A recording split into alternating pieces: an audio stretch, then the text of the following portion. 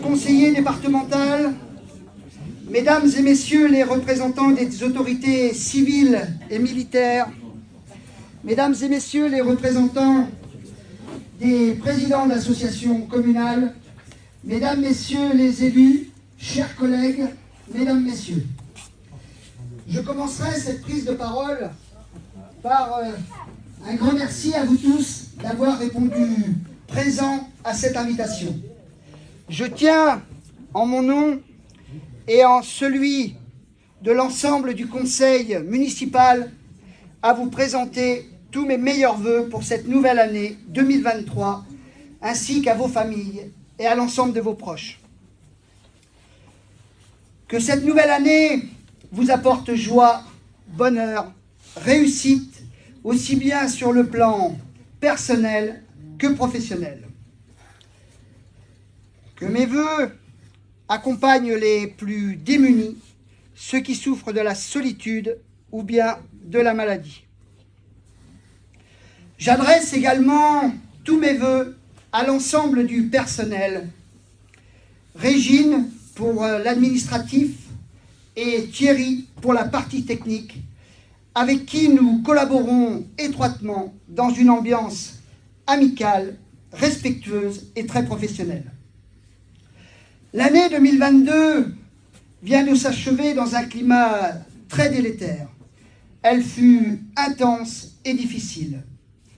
Une crise sanitaire sans précédent qui persiste, une succession d'événements environnementaux dévastateurs, une crise de l'énergie comme nous n'en avions jamais connue et une inflation galopante sur les produits alimentaires difficilement méprisables. Le tout dans un contexte politique divisé et sans oublier le conflit en Ukraine qui perdure avec la paix menacée aux portes de l'Europe. Face à tout cela, il nous faut rester unis dans nos campagnes et dans nos villages et garder une vision sur l'ensemble de notre territoire. L'individualiste ne saurait nous apporter que division et isolement. Le partage, l'entraide, l'amitié et la solidarité doivent être plus que jamais les fils conducteurs de nos actions pour le bien de tous, la cohésion de nos communes et de l'ensemble de ses habitants. La municipalité de Cromac a su montrer sa capacité de résilience et elle n'a pas à rougir ni envier ses communes voisines et amies. Cromac s'inscrit depuis 3 ans, grâce à sa nouvelle municipalité, dans un processus de reconstruction après plusieurs années d'immobilisme. Nous sommes une commune en plein essor, tant sur le plan économique, environnemental, festif, associatif. En 2022, l'équipe municipale a suivi son programme électoral d'aménagement et rénovation de notre commune. Mais également d'autres travaux supplémentaires ont vu le jour. Ainsi, le lavoir de Bannes a été rénové. Les routes de Mollambert, les Rivailles et des Plaignes ont été refaites. Des centaines de tonnes de cailloux ont été déversés dans nos chemins communaux pour leur utilisation quotidienne par nos agriculteurs, promeneurs et autres tourismes. De nombreux travaux de mise en conformité électrique et sécuritaire ont été réalisés sur nos bâtiments communaux ainsi que sur notre voirie. Le nouveau cimetière s'est vu doté de 10 columbariums et de 10 cavurnes supplémentaires. Côté festivités, nos cérémonies commémoratives ont connu un vif succès avec une très forte affluence de nos administrés et la participation de nos enfants. L'ensemble de la municipalité tient à vous remercier toutes et tous très chaleureusement de votre présence à ce devoir de mémoire. La première édition de Cromac en Fête a connu un réel succès avec près de 4000 visiteurs et sera par le plébiscite de tous reconduite le samedi 22 juillet 2023. Le camping de Mondon a vu son mode de gestion modifié et passé en délégation de service public. Ce dernier n'a pas donné satisfaction à l'ensemble de nos administrés. Pour la saison 2023, la vice-présidente au tourisme ainsi que sa déléguée m'ont assuré avoir recruté de vrais professionnels avec des missions qui ont été redéfinies et un nouveau cahier des charges à respecter. Sachez que j'y veillerai personnellement, car Mondon représente sur notre territoire une attractivité touristique importante qui nous donne le droit et le devoir de nous faire entendre auprès de la commission tourisme, mais également auprès de la communauté de communes du Haut-Limousin en marche. Sur le plan économique et financier, nous pouvons nous féliciter d'un bilan largement excédentaire, résultat d'un budget bien réfléchi, maîtrisé, suivi et exécuté. Depuis la mise en place de la nouvelle municipalité, notre coefficient d'impôt n'a pas changé. Il est resté stable en 2022 et je m'engage à le maintenir tel qu'il est aujourd'hui, en 2023. Côté administratif, nous avons eu à célébrer plusieurs mariages et l'ensemble de la municipalité tient à présenter ses vœux de bonheur à tous nos jeunes mariés. Une seule naissance a été enregistrée sur notre commune, ce qui porte à 24 le nombre d'enfants de moins de 11 ans. La municipalité, là encore, présente ses sincères félicitations aux heureux parents et souhaite la bienvenue au petit Enzo. Nous avons eu malheureusement, au cours de l'année 2022, plusieurs décès et l'ensemble de la municipalité tient à adresser ses sincères condoléances aux familles endeuillées.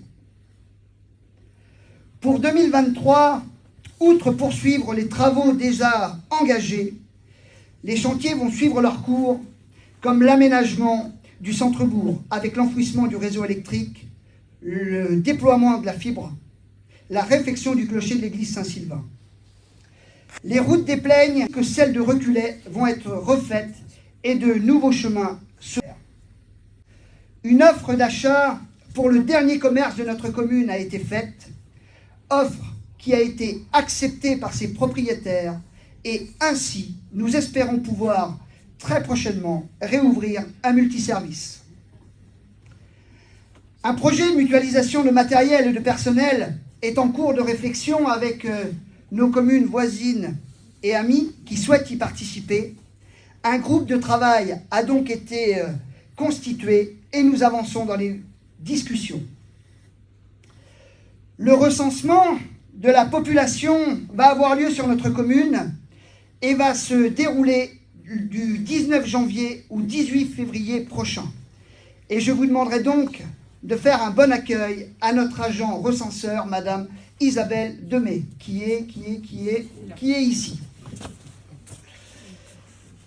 Comme vous pouvez le constater, pour cette nouvelle année qui commence, l'engagement de la municipalité ainsi que celle de ses agents reste mobilisé, très actif, avec dévouement pour apporter vie et bienveillance à notre petite communauté et demeure également très attentionné à l'ensemble de tous nos administrés. Avant de laisser la parole à Madame la vice-présidente à la communauté de communes et Monsieur le conseiller départemental, je conclurai que 2023 vous soit bénéfique à tous.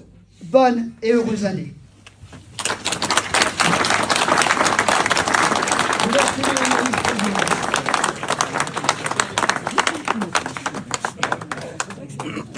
Ce n'était pas prêt.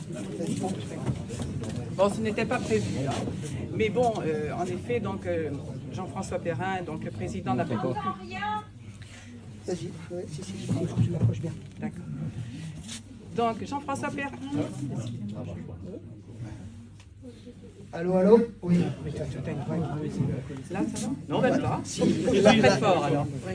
Voilà, le président, donc Jean-François Perrin n'a pu être parmi nous, donc c'est moi qui éventuellement donc leur remplace, Madame Berger.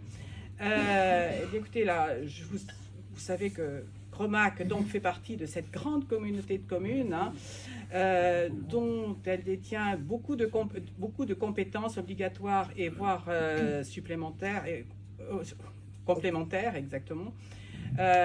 Donc il y en a des bonnes, il y en a des moins bonnes. Hein. Bon, le tourisme, ok, d'accord, mais Nicolas est là pour surveiller donc nos établissements, enfin disons Mondon essentiellement, nos sites touristiques. Nos sites touristiques, et il y veille, hein, soyez-en assurés. Il y en a des moins bonnes. L'enfant jeunesse, l'enfant jeunesse est également, je crois qu'avec le centre de CLHH, c'est très apprécié à Mondon. À Mondon, ouais, c'est quand même très appréciable. Par contre, bon, il y a des sujets qui fâchent, hein, comme les ordures ménagères. Mais voilà, on va pas gâcher la soirée. Hein. Et encore bien d'autres choses. Hein. Bon, mais il y a quand même des choses qui se font également sur l'habitat, et je pense que là, Nicolas diffusera tout ce dont vous pouvez également bénéficier. Et je crois qu'il faut être attentif à tout, puisque comme il a rappelé, l'inflation, donc Nicolas, et l'inflation, elle est très, très élevée. Donc les moindres économies que l'on peut faire, et si on peut avoir des subventions ou autres de la Comcom, et éventuellement donc des autres organismes, il ne faut pas hésiter. Mais je crois que là, donc la diffusion donc sera faite, hein, par Nicolas. Je pense. Hein. Oui. Ah oui, elle sera faite. Elle sera faite. Tout ce qui touche nos administrés, je serai là pour les défendre. Alors concernant l'habitat, c'est vrai que ça nous touchera de plus en plus. Il faudra, et la mobilité aussi. Je crois qu'il y a également une personne qui est bien présente ici, qui s'en occupe, la mobilité solidaire. Hein, donc ça fait partie aussi de la communauté de communes. Et monsieur, alors, j'ai perdu. Didier Dejoie. Didier Dejoie, donc ça deuxième adjoint. Il est vraiment très assidu à ces commissions, à cette commission. Écoutez, je ne serai pas plus longue. Sinon, écoutez, je suis très heureuse d'avoir été invitée par Nicolas, d'être à Cromac. Hein. Et je vous souhaite donc une très, très, très bonne année. Et puis surtout, la santé. Hein, je ne m'attarderai pas plus. Bonne année à tous et bonne santé. Merci.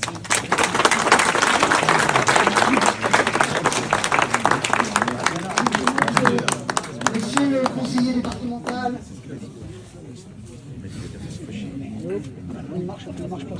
Mesdames, messieurs, en grade et qualité, vous m'entendez tous? Pas besoin de micro? Ça m'entend mieux? Non? Ah, si, un peu mieux. Ça va. Bon, mesdames, messieurs, en vos grades et qualités, mesdames, messieurs, c'est avec bonheur que je suis de nouveau à Cromac.